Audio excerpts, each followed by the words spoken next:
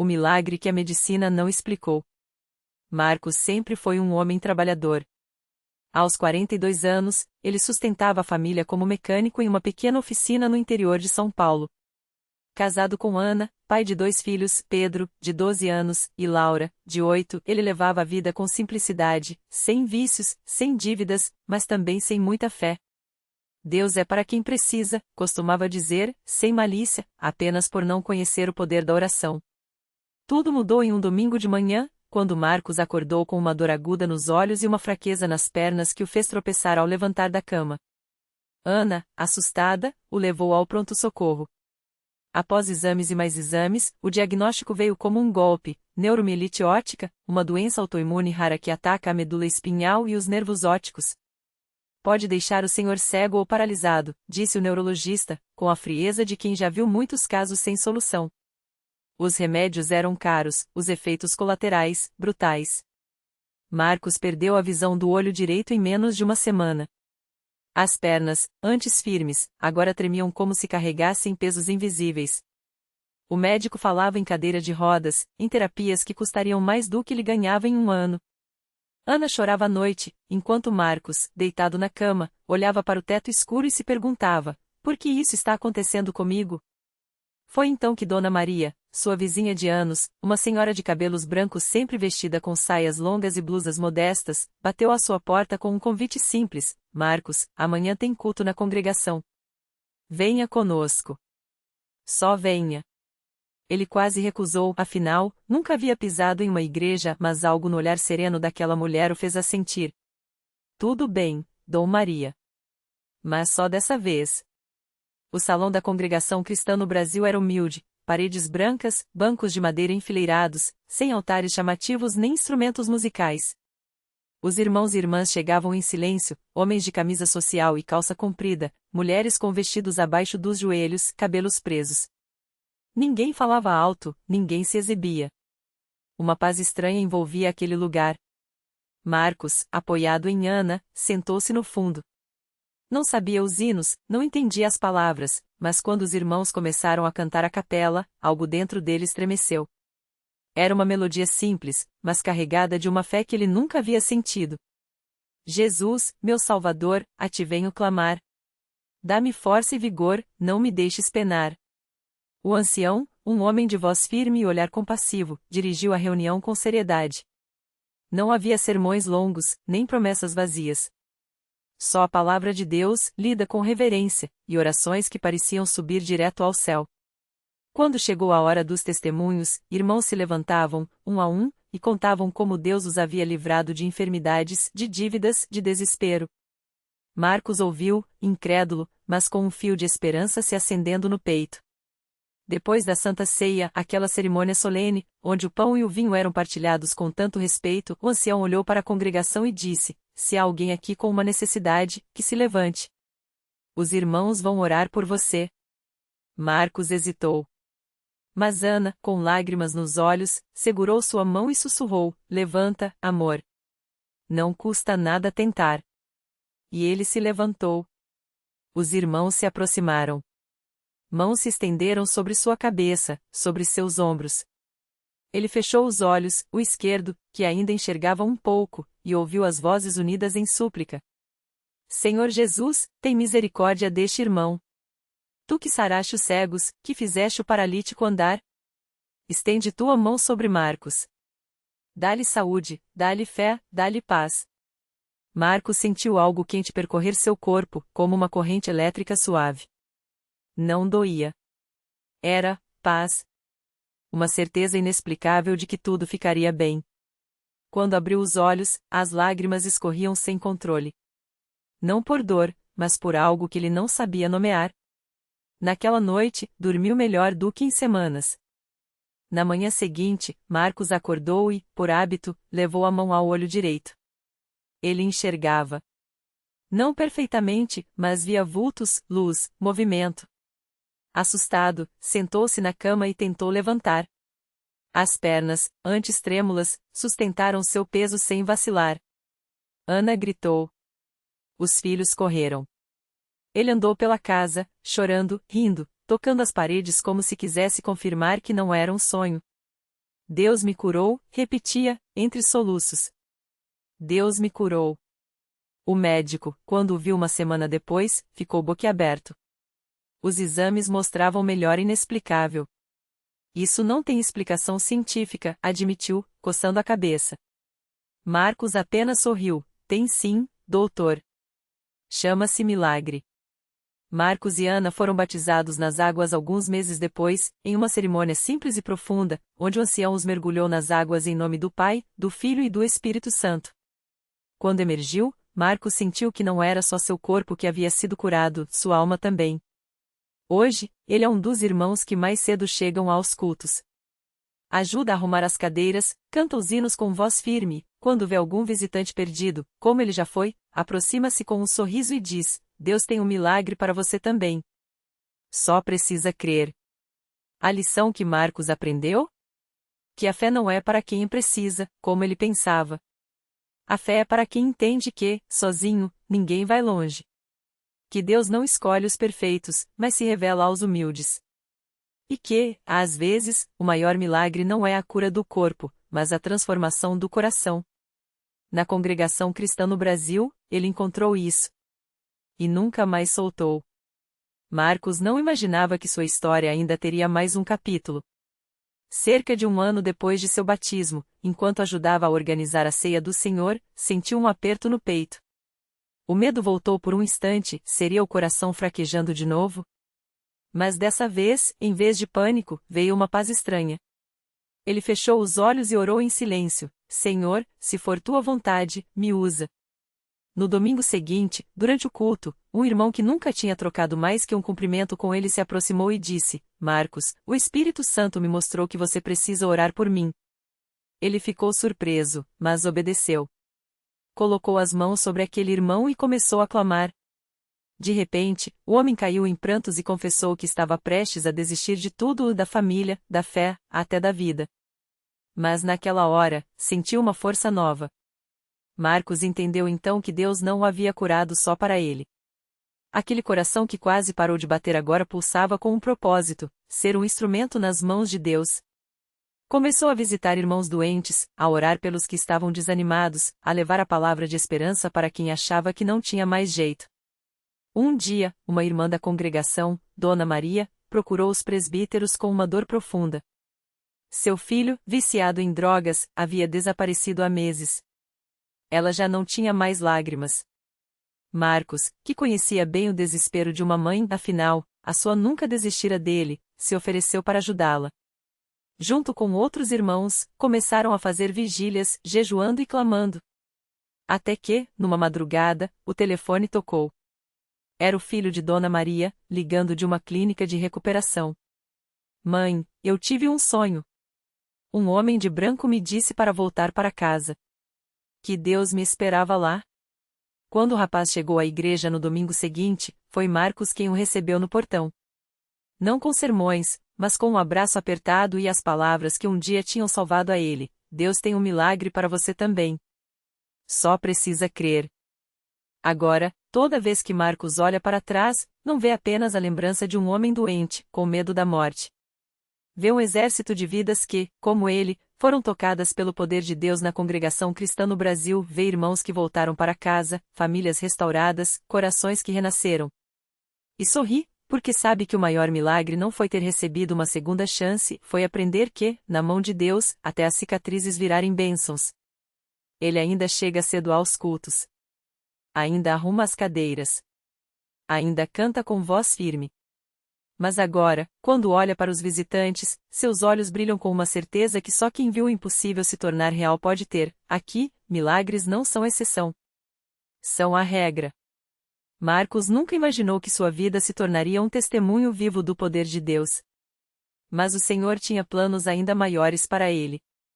Um domingo, durante o culto, o pastor anunciou que haveria uma campanha especial de oração pelos enfermos. O coração de Marcos acelerou.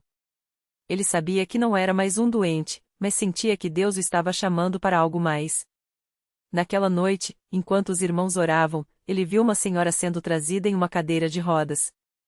Seu rosto estava marcado pela dor, e os olhos, pela desesperança. Era Dona Maria, uma irmã da igreja que lutava contra uma doença degenerativa há anos. Os médicos tinham dito que ela nunca mais andaria. Mas Marcos se lembrou das palavras que um dia o salvaram: Deus tem um milagre para você também. Só precisa crer. Sem hesitar, ele se aproximou, colocou a mão no ombro dela e começou a orar com uma fé que só quem já viu Deus agir pode ter. Senhor, o mesmo poder que me levantou da cama do hospital está aqui agora. Toque nesta serva, restaure seus membros, e que ela dance mais uma vez para a tua glória. A igreja inteira se uniu em clamor, e o Espírito Santo encheu aquele lugar de uma maneira que só quem já viveu sabe descrever. De repente, Dona Maria sentiu algo como um fogo percorrer suas pernas. Com lágrimas nos olhos, ela tentou se levantar. Primeiro, um tremor nos joelhos. Depois, um movimento quase imperceptível. E então, ela se ergueu. Os irmãos gritaram, choraram, louvaram. Alguns caíram de joelhos. Outros ergueram as mãos ao céu. Dona Maria, que há anos dependia de ajuda para tudo, deu os primeiros passos sozinha, como uma criança aprendendo a caminhar de novo. E quando ela abriu os braços e girou, como se quisesse abraçar o mundo, a igreja inteira explodiu em glórias a Deus. Marcos chorava sem conseguir parar. Não era só pela vitória de Dona Maria, mas porque ele entendia aquilo como um sinal: Deus não o havia curado apenas para que ele vivesse, mas para que fosse um instrumento. Desde aquele dia, ele passou a visitar hospitais, levar a palavra de fé aos doentes, contar sua história e orar com quem já não tinha esperança. Muitos o chamavam de um homem que Deus ressuscitou, mas ele sempre respondia: não fui eu que Deus ressuscitou. Foi a minha fé. E a fé de vocês também pode mover montanhas. Os anos passaram, e os milagres se multiplicaram. Uma criança com câncer terminal recebeu alta médica sem explicação. Um jovem paralítico se levantou de uma maca durante um culto. Uma família inteira, destruída pelas drogas, se rendeu a Cristo e foi restaurada. E em cada um desses casos, lá estava Marcos, não como um herói, mas como um servo que sabia muito bem o que era estar no vale da sombra da morte e ser puxado para a luz. Hoje, quando as pessoas perguntam como ele consegue ter tanta certeza de que Deus ouve, ele sorri e conta da primeira vez que sentiu o toque do Senhor em seu corpo doente. Fala do cheiro do hospital, do desespero que quase o venceu, da voz suave que lhe disse para não ter medo. E então olha nos olhos da pessoa e pergunta: você acha que um Deus que fez tudo isso por mim vai abandonar você? Porque essa é a beleza da congregação cristã no Brasil, não é um lugar onde se fala de milagres. É um lugar onde os milagres acontecem. Onde Deus não é uma teoria, mas uma realidade que transforma vidas. Onde pessoas como Marcos, que já foram contadas como mortas, hoje estão de pé, com as mãos estendidas, dizendo: venha. Aqui, até o impossível tem solução. E foi assim que Marcos começou a levar outras pessoas para a igreja. Não com palavras bonitas ou promessas vazias, mas com a força do seu testemunho. Ele conhecia o peso da dor, o gosto amargo da desesperança, e por isso, quando falava, as pessoas ouviam. Porque não era um sermão, era a voz de quem tinha sido arrastado do fundo do poço e agora segurava uma corda para puxar outros para fora. Um dia, uma mulher chamada Ana chegou até ele depois do culto. Seus olhos estavam inchados de chorar, as mãos trêmulas seguravam um papel amassado, o diagnóstico de câncer do filho de apenas 7 anos. Irmão Marcos, eu não aguento mais orar sozinha, ela sussurrou, como se as palavras doessem.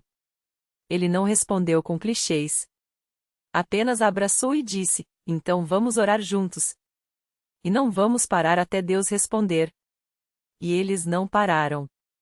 Todas as noites, após o trabalho, Marcos ia à casa de Ana. Às vezes, encontrava-a desolada, outras vezes, em silêncio, como se a fé tivesse se esgotado. Mas ele sempre chegava com a mesma certeza: Deus não muda. Se ele fez por mim, vai fazer por João Pedro também. E ali, no quartinho simples, com as paredes descascadas e o cheiro de remédio no ar, eles se ajoelhavam.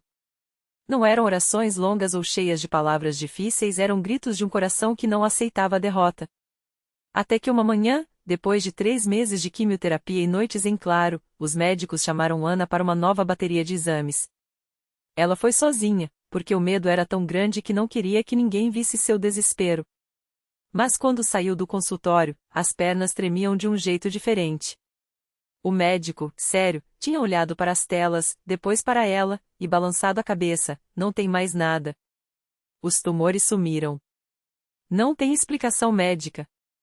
Ana caiu no chão ali mesmo, no corredor do hospital, e chorou como nunca. Não eram lágrimas de alívio, eram de gratidão por um Deus que ouve até quando a gente acha que ele se calou. Quando ela contou a Marcos, ele não se surpreendeu. Apenas sorriu e disse: "Eu sabia."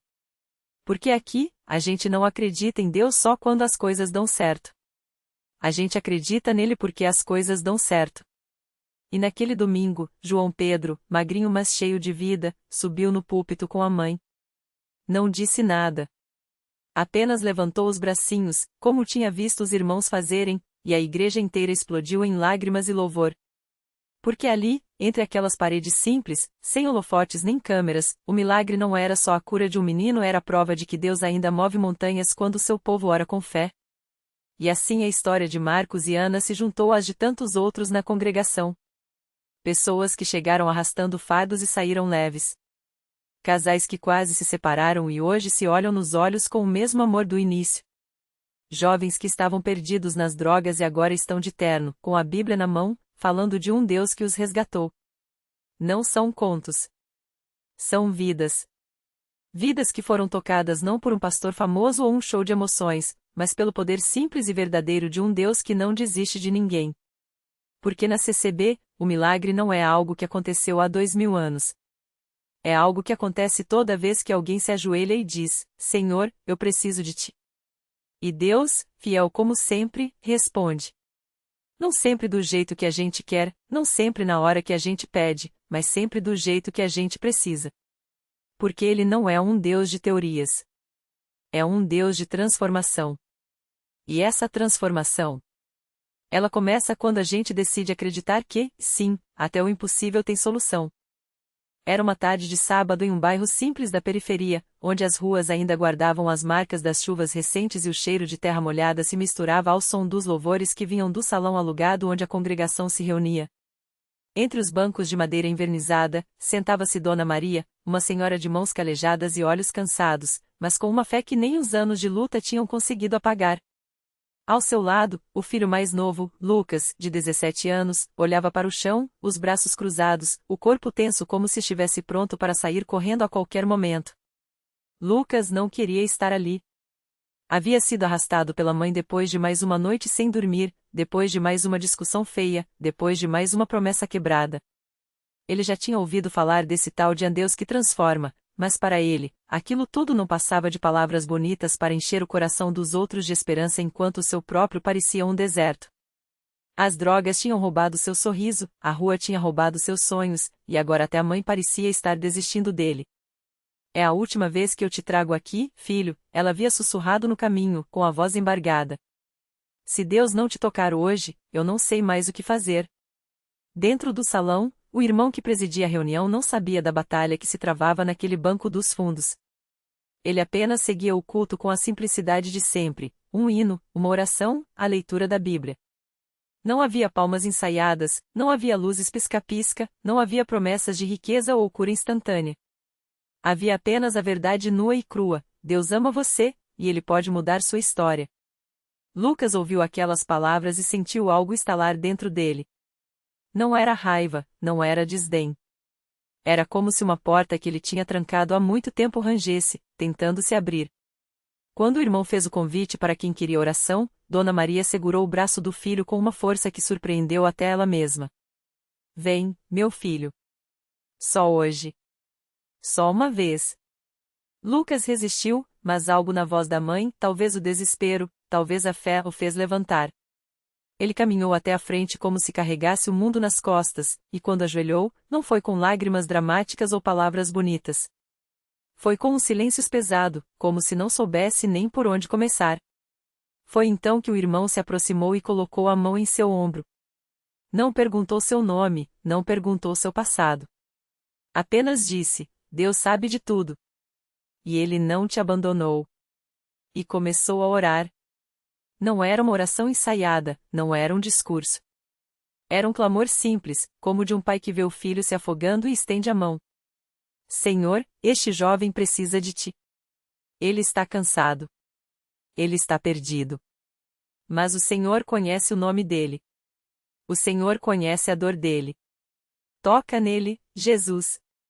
Liberta ele. E então, algo aconteceu. Não foi um raio, não foi um trovão. Foi uma paz. Uma paz tão profunda que Lucas sentiu como se alguém tivesse tirado um peso de 1000 quilos de suas costas. Ele não chorou. Não gritou. Apenas ficou ali, de joelhos, respirando fundo, como se estivesse enxergando pela primeira vez depois de anos no escuro. Quando se levantou, seus olhos estavam diferentes. Não havia mais aquele brilho de revolta, aquela sombra de desespero. Havia algo novo. Algo que nem ele mesmo conseguia explicar. Dona Maria viu a mudança antes mesmo que o filho abrisse a boca. Mãe, eu não sei o que foi isso, mas, eu quero voltar, ele disse, com a voz trêmula. E voltaram. Não uma, não duas, mas todas as vezes que as portas da igreja se abriam. Lucas trocou as noites na rua pelos cultos de doutrina.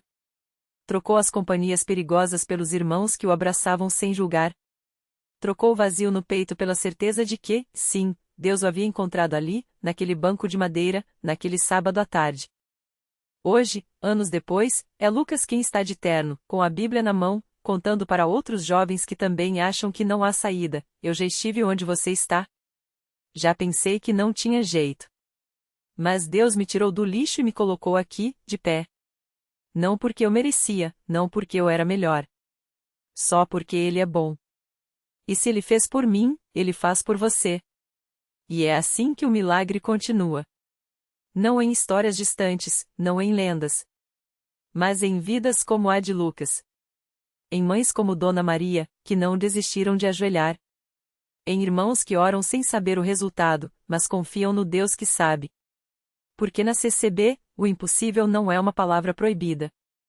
É apenas um convite para acreditar que, quando Deus coloca a mão, nenhuma cadeia é forte o suficiente para segurar, nenhuma escuridão é profunda o suficiente para esconder, nenhum coração é duro o suficiente para não ser tocado. E o melhor de tudo?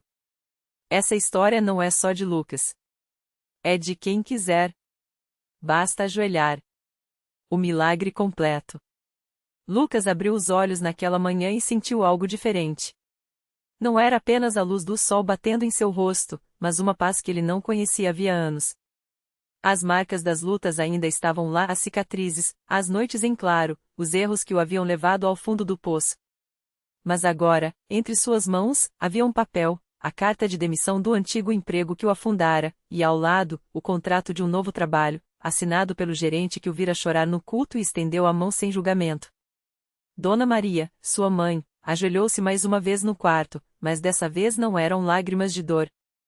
Eram de gratidão.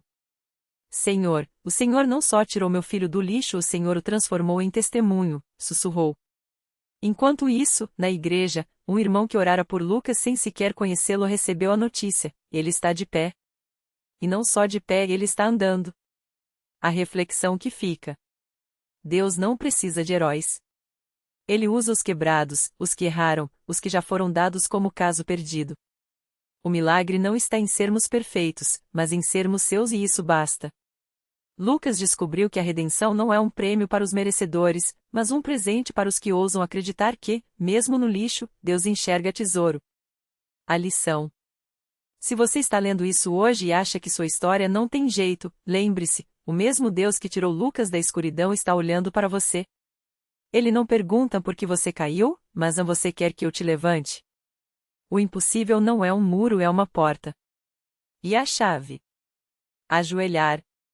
Porque milagres não são contados apenas nos púlpitos. Eles acontecem quando alguém, como você, decide que a última palavra não será do fracasso, mas da fé. E então, o que era lixo vira altar. O que era fim, vira começo. E o que era impossível? Vira testemunho.